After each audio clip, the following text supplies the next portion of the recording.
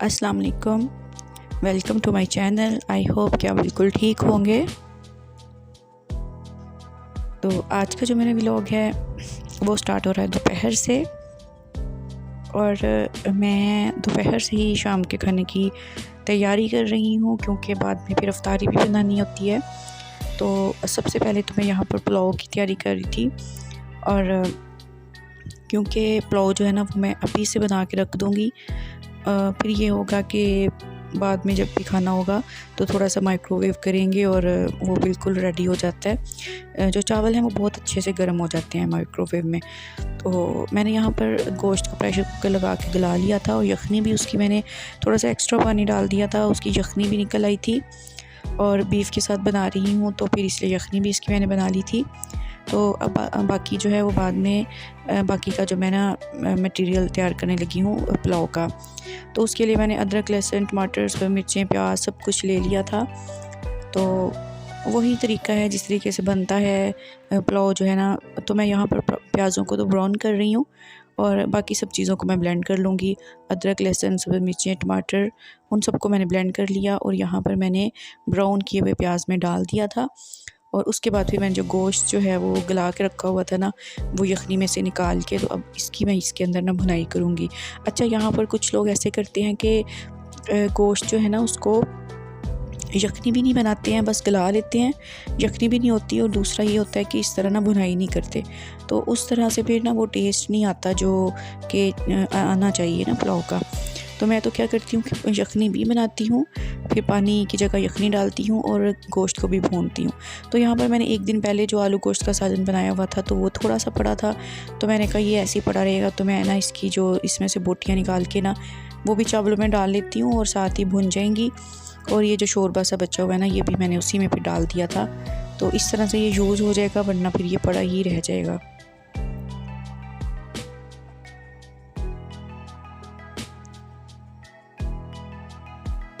तो बस यहाँ पर अब इसको अच्छे से मैं भून लूँगी, और उसके बाद फिर मैं उसके अंदर पानी डाल दिया था, मैंने यखनी डाल दी थी जो मैंने निकाली हुई थी पहले से। और फिर उसके बाद ये है कि यखनी अगर कम पड़ जाए तो थोड़ा सा पानी भी ऐड कर देती हूँ। चावलों के लिहाज से यखनी जो है ना वो कम हो जाए तो फिर थोड़ा सा पानी ऐड हो जाता है।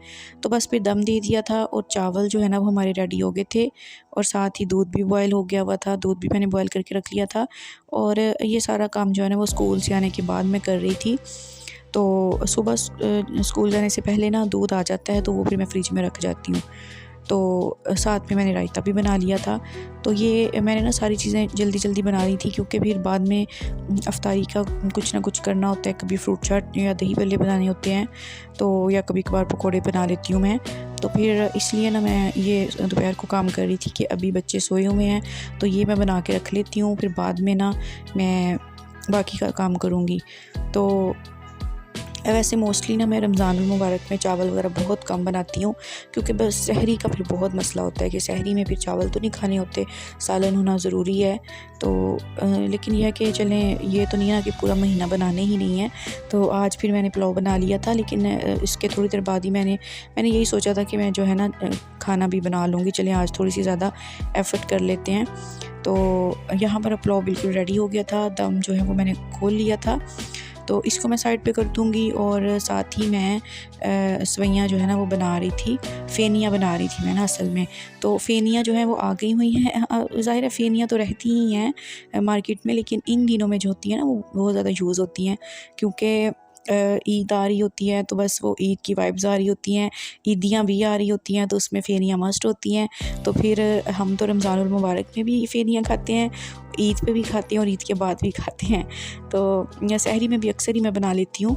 तो यहाँ पर अब फेनियाँ जो है ना मैं थोड़ी सी बना ली थी साथ में, और फेनियाँ जो है ना वो गर्म भी अच्छी लगती हैं और ठंडी भी अच्छी लगती हैं।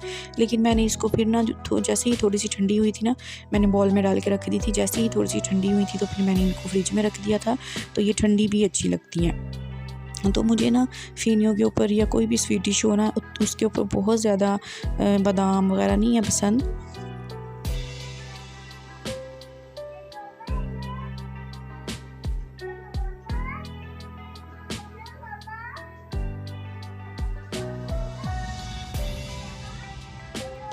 तो यहाँ पर ना अब मेरा बेटा जो है वो लेटा हुआ था और छोटा सा फ़ोन था, जो पहले चलते होते थे ना फ़ोन, ऐसे ही जो खिलौने के लिए इस्तेमाल होते हैं ना तो वो अपने बाबा से बातें कर रहा था। क्या मंगवाना है? मंगवा लो, बाबा जी को ले आना।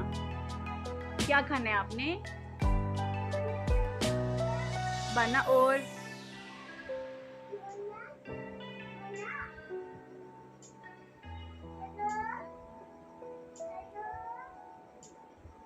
शामी बना खाना है और क्या खाना है? बाबा को बता दो, बाबा को बता दो, जल्दी से बता दो, जल्दी से।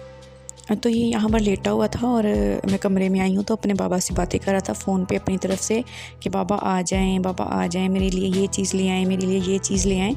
तो बस मैं थोड़ी देर इनके साथ फिर आई थी कमरे में और साथ ही फिर मैं दोबारा से चली गई थी और अब मैं यहाँ पर पकौड़े फ्राई करी थी। और ये थोड़ी इफ्तारी से थोड़ी देर पहले का टाइम था। तो पकौड़े जो है ना उनका मटीरियल मैंने आज नहीं बनाया था, ये मैंने एक दिन पहले का बना के रखा हुआ था। तो मैंने कहा चलें ये भी अब मैं फ्राई कर लेती हूँ। और ये जो रायता है ना वो मुझे कम लग रहा था क्योंकि चावल भी थे, चावलों के साथ भी यूज़ होगा। तो फिर मैंने थोड़ा सा और जो है ना वो दही लेके उसमें मैंने बना लिया था। रायता बहुत शौक़ से हम खाते हैं, तो मेरे हस्बैंड जो है वो तो चम्मच के साथ ही खा जाते हैं। अच्छा वो क्या करते हैं, वो ना चावल के साथ नहीं खाते, लेकिन बाद में पूरे का पूरा बाउल जो होता है ना वो चम्मच के साथ ही खा लेते हैं। और मैं जो हूँ वो चावलों के साथ भी, पकोड़े हों उनके साथ भी रायता अच्छा लगता है और बच्चे भी शौक़ से खाते हैं। तो बस यहाँ पर अब पकोड़े जो हैं वो फ्राई हो रहे थे। मटीरियल इतना ज़्यादा बन गया हुआ था कि अभी भी पड़ा हुआ था। तो आज क्योंकि ये इसलिए भी ज़्यादा हो गया था कि जब मैंने आज निकाला ना तो ये पतला हुआ हुआ था। तो फिर मैंने इसमें थोड़ा सा बेसन और डाला, थोड़े से आलू मैंने और काट के डाल दिए। और बस पालक मैंने पहले से ही काट के रखी हुई थी, क्योंकि मैंने नेक्स्ट वीडियो में आपको दिखाऊंगी कि मैंने पालक भी बनाई थी सुबह सहरी के लिए, तो वो भी मैंने इसमें थोड़ी सी डाल दी। तो वो मटीरियल कुछ ज़्यादा ही हो गया, तो फिर दोबारा मैंने उठा के इसको फ्रिज में रख दिया। जितने पकौड़े बनाने थे वो मैंने बना लिए थे इफ्तारी में। तो अब इफ्तारी करने के बाद बर्तन मेरा धुल के थे और अब मैं आ गई थी दोबारा से किचन में, क्योंकि अब मैं बना रही थी पालक। और क्योंकि सालन जो है ना वो लाजमी होना चाहिए, उसके बगैर मैं सहरी करती नहीं हूँ। तो फिर सहरी के लिए ना मैंने सोचा कि मैं पालक बना लेती हूँ। तो फिर थोड़ा सा ये पालक को मैंने काट लिया था, काट के रखा हुआ था और इसको फिर मैंने ना थोड़ा सा पानी डाल के बॉईल कर लिया था। तो जैसे ही हल्की सी बस 4-5 मिनट बॉईल हुई थी ना, तो बस फिर मैंने आँच को बंद कर दिया था और इसको फिर मैंने ना छान लिया था। और छान के मैंने इसको ठंडे पानी से थोड़ा सा वॉश करके टोकरी में डाल के रख दिया था ताकि ये ठंडी हो जाए। और दूसरी तरफ मैंने प्रेशर कुकर लगाया हुआ था, उसमें मैंने ना बल्कि प्रेशर कुकर में मैंने बॉईल की थी पालक और उसी में मैंने फिर गोश्त थोड़ा सा जो था पड़ा हुआ था, तो मैंने कहा इसको इसमें मैंने डाल लेती हूँ। तो गोश्त को फिर मैंने प्रेशर कुकर लगाया। और अच्छा प्रेशर कुकर की वो बहुत फ़ायदा है कि आप ना बैठे बैठे जितना मर्ज़ी कुछ बना लें। तो बस मैंने प्रेशर कुकर लगा दिया, गोश्त गल गया, पानी उसमें था थोड़ा सा तो वो अभी खुश्क हो जाएगा।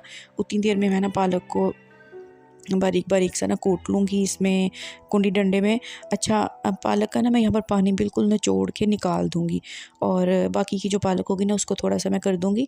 ये ना उस पालक से बेहतर होती है जो हम लोग ब्लेंडर में डालकर उसको ब्लेंड करते हैं।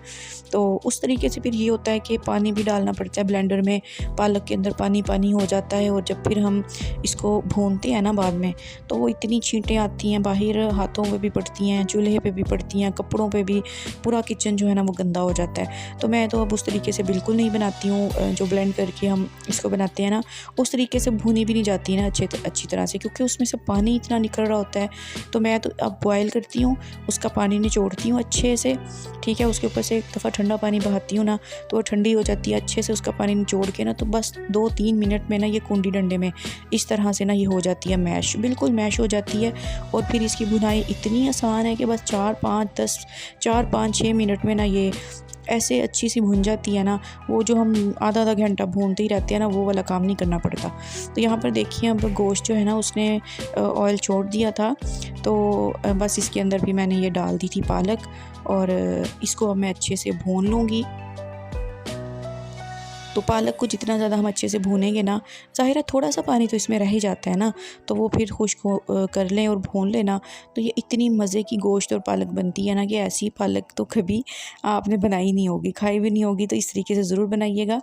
तो अब यहाँ पर साथ साथ जो है ना वो पालक जो है वो भून रही थी और साथ साथ मैंने कहा चलिए मैं थोड़ा सा अपनी बेटी का ना ड्रेस स्टिच कर रही हूँ आजकल मैं गर्मियों के, तो वो मैंने कहा कटिंग करके रख लेती हूँ। अगर कटिंग हुआ हो ना तो बाद में ईजीली जब मर्ज़ी आप ना इसको 10-15 मिनट में सिलाई कर सकते हैं। तो जब कटिंग ही ना हुआ हो ना तो फिर बंदा सोचता रहता है अच्छा काटती हूँ। तो अभी मुझे ना लग रहा था कि मुझे काट लेना चाहिए, क्योंकि बच्चे जो है ना वो सो गए थे। तो मैंने कहा कि अब मेरे पास थोड़ा सा टाइम है और मैं अपने आप को ना फ्रेश भी फील कर रही थी। पता नहीं कभी कभी ऐसा होता है कि आप सारा दिन कुछ भी ना करो तो इतने थके थके रहते हो, और कभी कभी ऐसा होता है कि आप इतना कुछ भी कर लो ना तो आपको लगता है कि हम बिल्कुल फ्रेश हैं, हमने कुछ भी नहीं किया।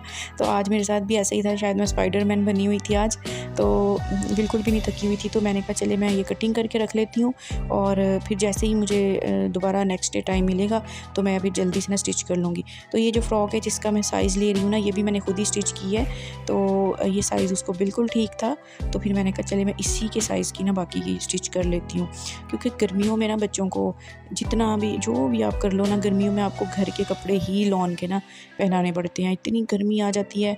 तो अब मेरी बेटी क्योंकि माशाल्लाह से 1 साल से बड़ी हो गई है, तो फिर उसको ना पुराने कपड़े नहीं आएंगे पिछले साल के, तो अब सारे के सारे मुझे न्यू ही स्टिच करने पड़ेंगे। तो अब इसलिए मैं ना साथ साथ बारी बारी ना स्टिच करके रख रही थी। वैसे अभी इतना मौसम नहीं आया है, लेकिन आगे जो है ना अचानक से गर्मी बहुत ज़्यादा आ जाएगी, तो फिर इनका मौसम हो जाएगा।